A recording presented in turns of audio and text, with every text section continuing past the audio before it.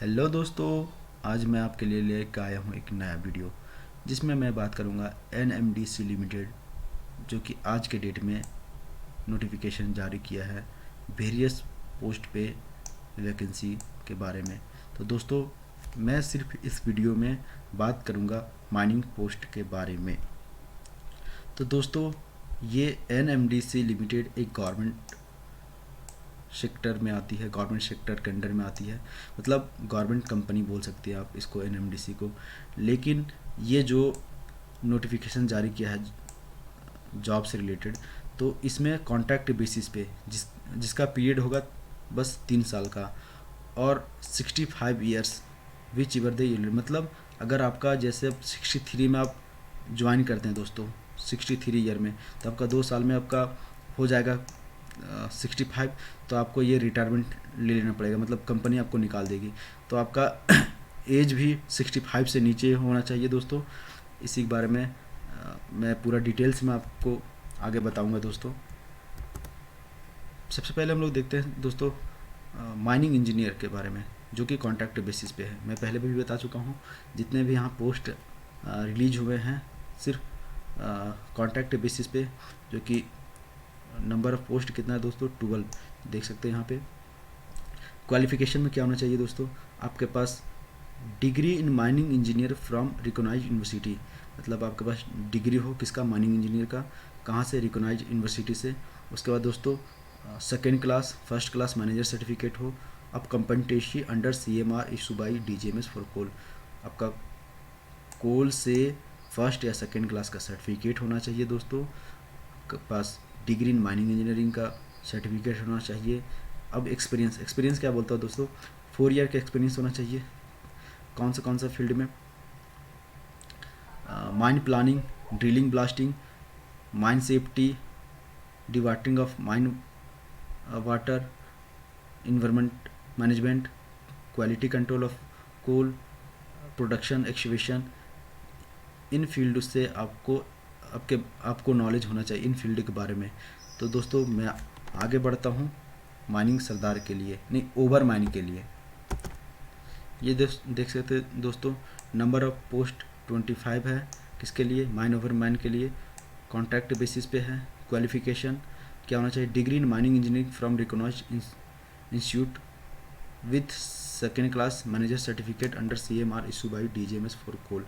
Means आपके पास अगर डिग्री सर्टिफिकेट हो माइनिंग इंजीनियरिंग में और सेकेंड क्लास का सर्टिफिकेट होना चाहिए under CMR issue by DGMS for coal, या दूसरा चीज़ है diploma in mining engineering from recognised university of repute with overman certificate of competency under CMR issue by DGMS for coal.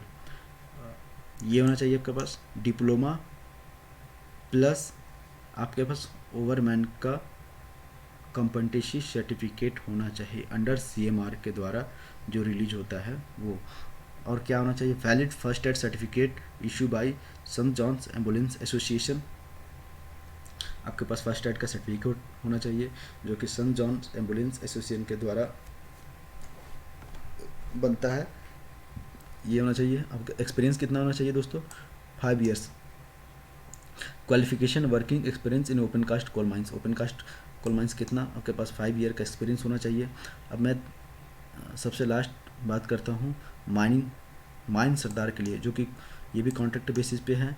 ये total post है 38 post दोस्तों, देख सकते हैं अच्छा खासा पोस्ट है। इसमें क्या होना चाहिए, DGMS फॉर कोल नहीं, ये matric 10th pass with valid sardar certificate of competency issue by DGMS for coal and valid first aid certificate issue by saint John ambulance association. आपका 10th का सर्टिफिकेट हो।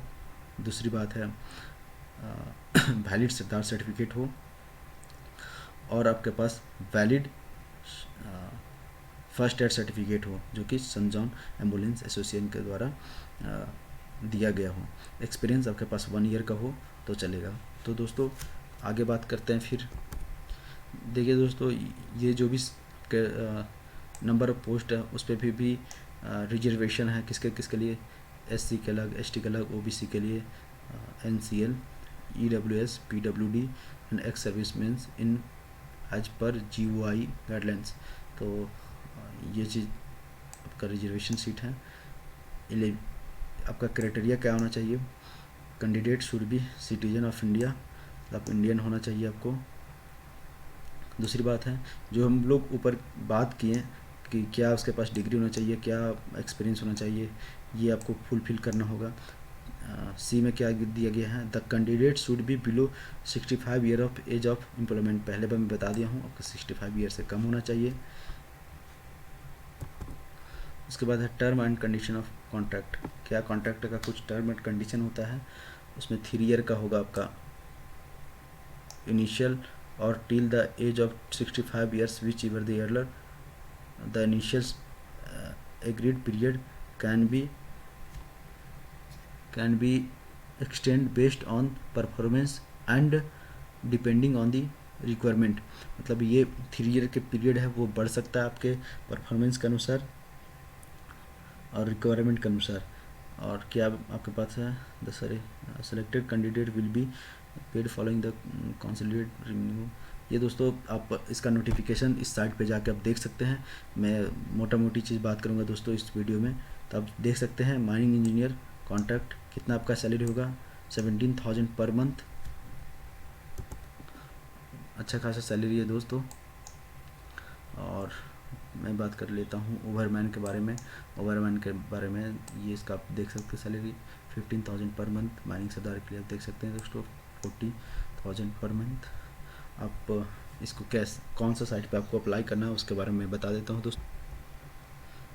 दोस्तों आप इसको www.nmdc.co.in लिंक पे जाके कैरियर पेज को चुने और वहाँ अपना रजिस्ट्रेशन करके फॉर्म फिलअप कर ले दोस्तों आप इसका नोटिफिकेशन का डिटेल्स आप इस साइट पे जाके आप इसको भी डाउनलोड कर सकते हैं दोस्तों। और इसके बारे में अगर अधिक जानकारी चाहिए, पूरा एक एक चीज़ आपको जानना है, तो आप ये साइट पे जाएं और इसका नोटिफिकेशन डाउनलोड कर ले। तो मैं लास्ट चीज़ बताना चाहता हूँ दोस्तों इसमें इस वीडियो में कि आपका मोड ऑफ सिलेक्शन क्या होगा। तो मोड ऑफ सिलेक्शन क्या होगा for the post of executive grade. मैं इस एग्जीक्यूटिव ग्रेड के बारे में बात करूँगा। The mode of selection for eligible applicant for the various post in executive career would be through interview. तो आपका इंटरव्यू के थ्रू होगा सिलेक्शन। तो दोस्तों आप जल्द ही www.nmdc.co.in पे जाके इस फॉर्म को फिलअप कर सकते हैं दोस्तों। तो दोस्तों आज के लिए इतना ही, फिर मिलते हैं दोस्तों एक नए वीडियो के साथ। तब तक के लिए बाय।